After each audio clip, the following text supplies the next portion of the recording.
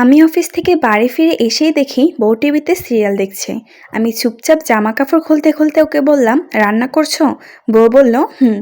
আমি বললাম, খেয়েছো? আমার বউ বলল, কেন, তুমি খাইয়ে দিবে না? নামাজ পড়ছো সারাদিনে? জিজ্ঞেস করার সাথে সাথে সে নানা অজুহাত দিতে পারলো।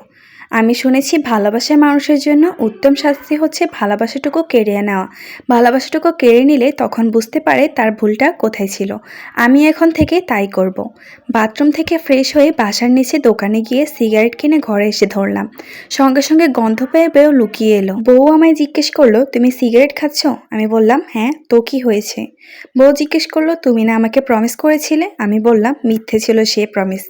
সিগারেট ফেলে দাও বলছি। আমি বললাম, বেশি বাড়াবাড়ি না করে চুপচাপ গিয়ে ঘুমিয়ে পড়ো। তখন সে উত্তর দিল, না আমি খাবো না। আমি বললাম, বেশ ভালোই হবে, একবেলা আমার খাবার বেঁচে যাবে। তখন বউ বলল, ও তাই, তাহলে কালই আমি আমার বাপের বাড়ি চলে যাব। যান না, আটকে রাখছে কে আপনাকে? তুমি গেলে আমার জায়গায় আরেকটা চলে আসবে। এখন সরো মুখের সামনে থেকে। রাগ দেখিয়ে বাসা থেকে চলে আসলাম আমি। ঘন্টাখানেক পর আমার রুমে ঢুকে দেখলাম বউটা বিছানায় শুয়ে কাঁদছে। জানি খায়নি, আমিও না খেয়ে বিছানায় মুখ ঘুরিয়ে শুয়ে পড়লাম। কিছুক্ষণ পর আমি তাকে বললাম, এই ফেস করে খাবে না। তখন সে আমায় বলল, টেবিলের উপর খাবার রাখা আছে। আমি বললাম, তোর এই জঘন্য রান্না খাওয়া যায়? আমি সন্ধ্যায় ফেরার সময় হোটেলে খেয়ে এসেছি। কিছু বলল না। একটু পর বউটা আস্তে করে আমার গায়ে হাত রাখলো আর বলল, কি হয়েছে তোমার? আমি কি কোনো ভুল করেছি? আমি বললাম, না, তোমাকে আর আমার ভালো লাগে না। বউ বলল, তাহলে আমি কি করব, মরে যাব? আমি বললাম, হ্যাঁ যা, মরে আমাকে উদ্ধার কর। এবার হয়তো বাড়াবাড়ি হয়ে গেল। সে জোরে কেঁদে দিল, কিন্তু আমি পাত্তা না দিয়ে ঘুমাবার চেষ্টা করলাম। সকালবেলায় ওকে ঘুমন্ত অবস্থায় রেখে অফিসে চলে আসলাম। 9টার দিকে ফোন করলো। আমি, কি হয়েছে, এত ফোন করছো কেন?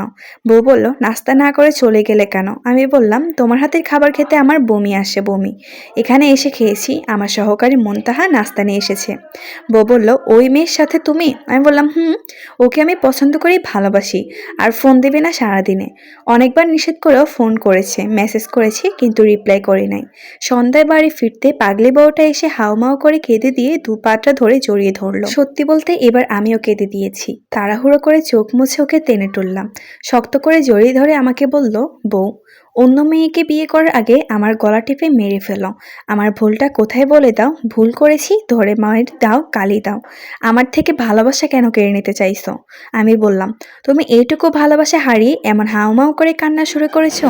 কিন্তু পরকালে যদি আমরা একজন জান্নাতি আর অন্যজন জাহান্নামী হই, তখন আমাকে ছাড়া, এই ভালোবাসাকে ছাড়া থাকবে কি করে?